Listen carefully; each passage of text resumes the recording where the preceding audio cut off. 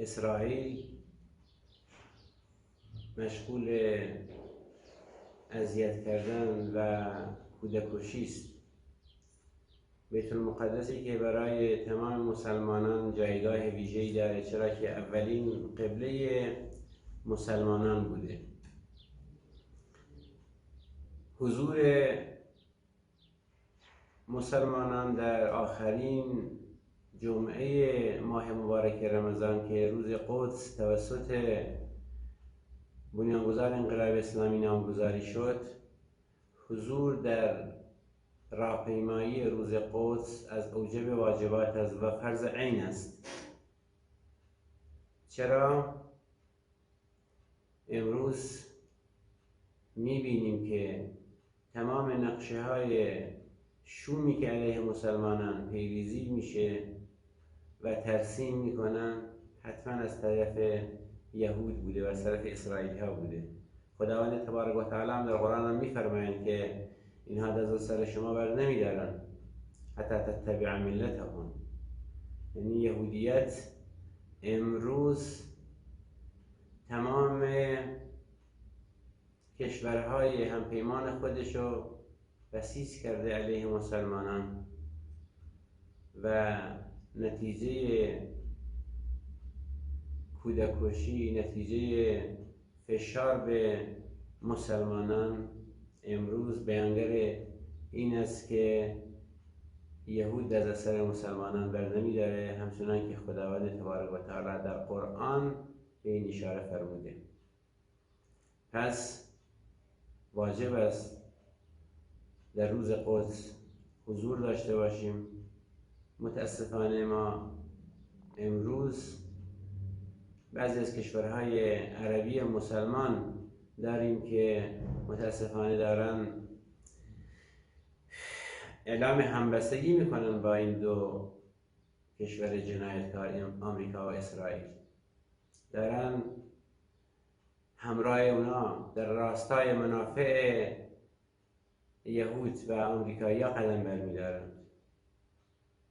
در سالیان متمادی میبینیم که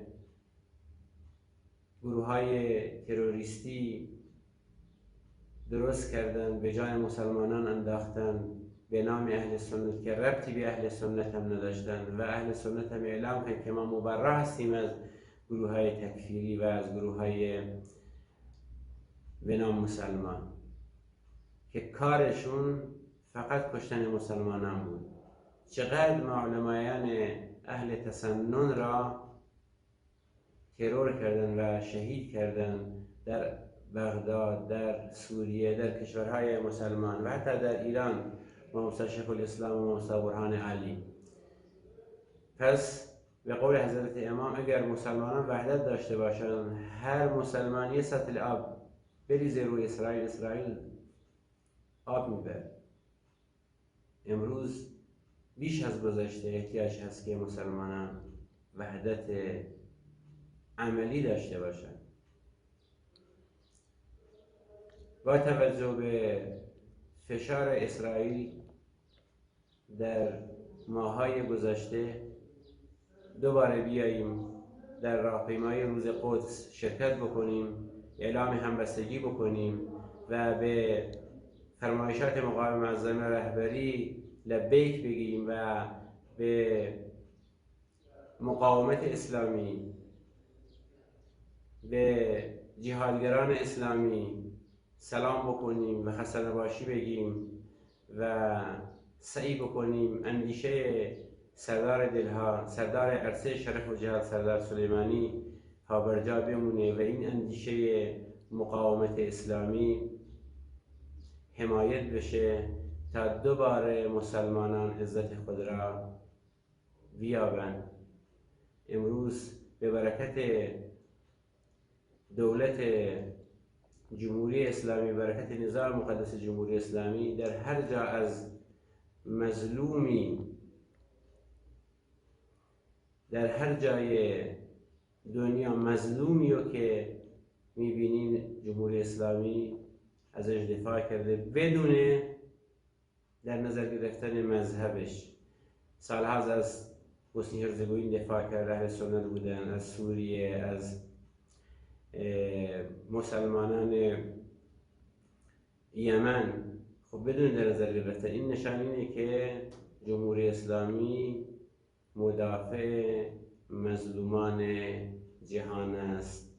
پس دوباره حضور داشته باشیم در راهپیمایی روز قدس و این فرمایشات مقام معظم رهبری و این نویدی که رهبر انقلاب به ما داده، فرمایشات رهبری حقیقت مطلقی هستند.